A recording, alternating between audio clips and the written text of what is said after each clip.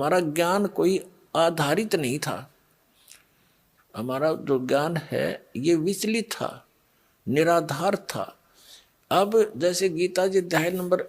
2 के श्लोक नंबर 53 में 53 में कहा कि अर्जुन, जिसमें तेरी बुद्धि भिन्न भिन्न प्रकार के भ्रमित करने वाले वचनों से हटकर एक परमात्म तत्व के तत्व ज्ञान पर स्थिर होगी, तब तो तू योग को प्राप्त होगा, तब तो तेरे में भगत के लक्षण आवेंगे, तू योगी बनेगा, भगत बनेगा। तो दास आपको ये भिन्न भिन्न प्रकार के भ्रमित करने वाले वचनों से हटाकर और उस एक तत्व ज्ञान पर स्थिर करना चाहता है। उसके लिए आप जी को सभी धर्मों के धर्म ग्रंथ आपके रूबरू करता है ये दास, और जो उस धर्म के धर्मी वर्तमान के जो प्रवक्ता हैं, वचन करता है, या अब से कुछ 100-200 वर्ष पहले तक के आ रहे हैं, जो अपना अनुभव बना करके, जो उन्होंने सारे जीवन में जैसा भगवान को जाना, सदग्रंथों को जाना, अपना अनुभव वो अलग से बनाकर चले गए पुस्तक,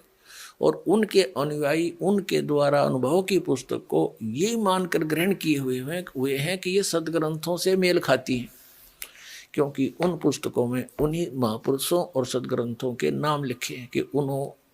उन्हीं से भी हमने ये जाना और स्वयं अनुभव भी ऐसा किया।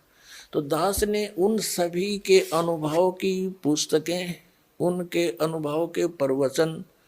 जैसा कि टीवी आदि के माध्यम से, सीडी के माध्यम से, मीडिया के माध्यम से उन्होंने अपना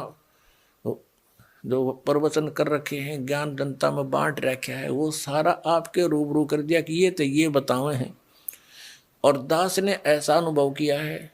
और जो वेदों से मेल खाता है, और सभी महापुरुषों को जिनको परमात्मा मिले उन्होंने जो बताया वो भी दास का मेल खाता, इनका नहीं खाता। तो इससे उनको रिजेक्ट कर दो, तो उस गलत अनुभव को, गलत ज्ञान को, शास्त्र विरुद्ध ज्ञान को त्याग के और शास्त्र विरुद्ध साधना को त्याग कर शास्त्र अनुकूल साधना ग्रहण करो। ये सारा कुछ प्रयत्न करके निष्कर्ष यही निकालता है दास कि आप उन सभी को त्याग कर, जो आपकी दिशा ठीक नहीं थी, वो शास्त्र ठीक नहीं थे, उनके अनुभव ठीक नहीं थे, वो संत अनुभवहीन थे, उनको परमात्मा प्राप्ति हुई नहीं, जिनको तुम परम धनी मानकर, महर्षि मानकर, आचार्य मानकर, शंकराचार्य मानकर उनके चिपके हुए हो, उनके पास यथार्थ आध्यात्मिक मार्ग नहीं है। आपका जीवन नाश हो रहा है, और ये प्रमाण प्रूफ देख लो। और इतना कुछ देख कर भी जो नहीं मानता है,